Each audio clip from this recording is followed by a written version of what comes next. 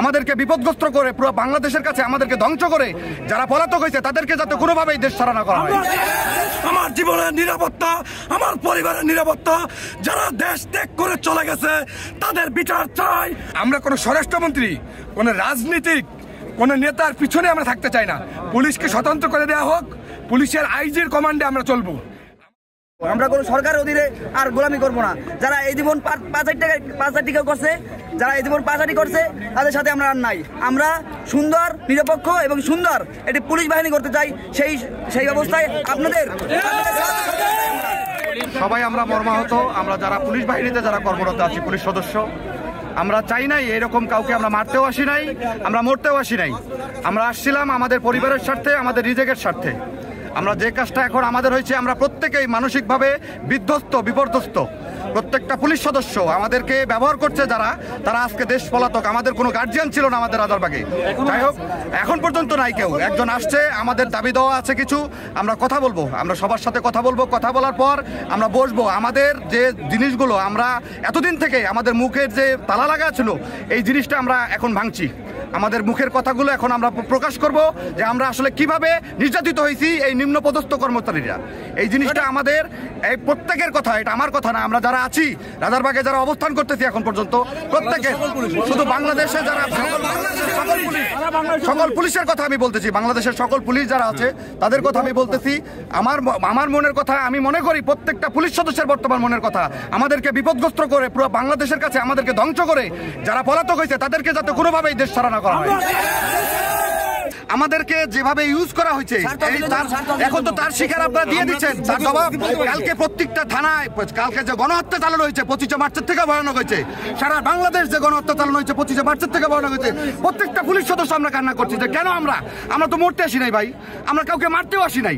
আমরা কেন এটা শিকার হইলাম? আমরা কেন প্রথম, যদি এই আইজিপি যদি প্রথম বক্তৃতা দিত যে আমরা জনগণের বুকে আমরা গুলি চালাইতে পারবো না, মাননীয় প্রধানমন্ত্রী বা রাষ্ট্রপতি আপনি একটা সিদ্ধান্ত দেন, তাহলে আমাদের এই পরিস্থিতি আজকে আসে না।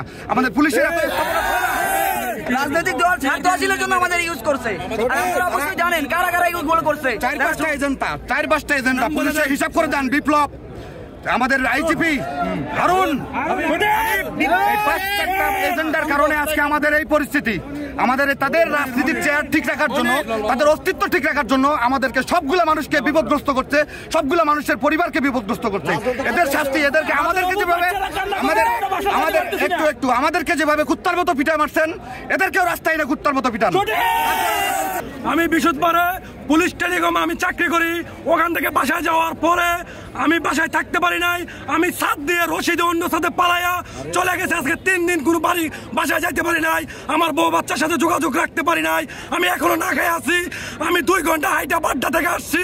আমার জীবনের নিরাপত্তা, আমার পরিবারের নিরাপত্তা, যারা দেশ ত্যাগ করে চলে গেছে তাদের বিচার চাই। এবং কি আমার পুলিশ ভাইদেরকে যেভাবে নির্মমভাবে হত্যা করা হয়েছে, তাদের যারা দেশের এই হারুন, ওই হাবিব, ওই মামুন, ওই মনির, যারা আমাদেরকে ন্যায় দিয়ে চলে গেছে তাদের বিচার চাই। জনগণের কাছে বিচার দিয়ে গেলাম।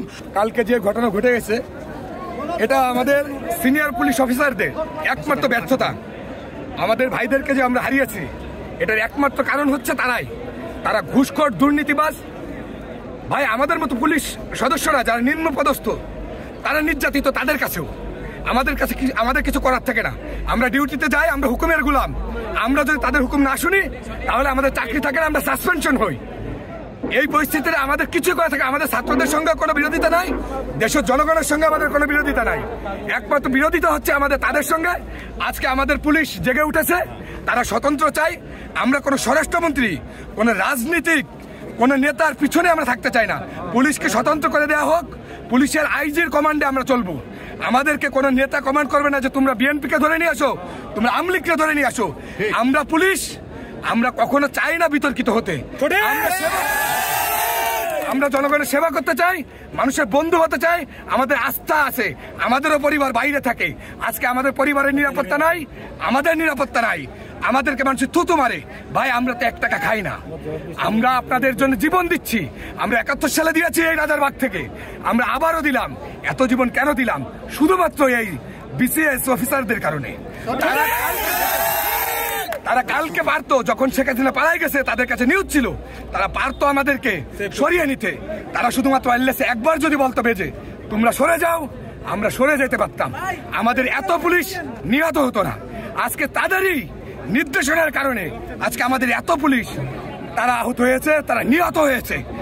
আপনার প্রত্যেকটা থানাতে থানাতে আগুনে পুড়ে আমার ভাইয়েরা যেভাবে আছে, আমরা এখনো লাশগুলো পাই নাই।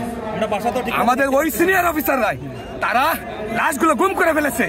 আমরা তাদের বিচার চাই, দৃষ্টান্তমূলক বিচার চাই আমরা তাদের।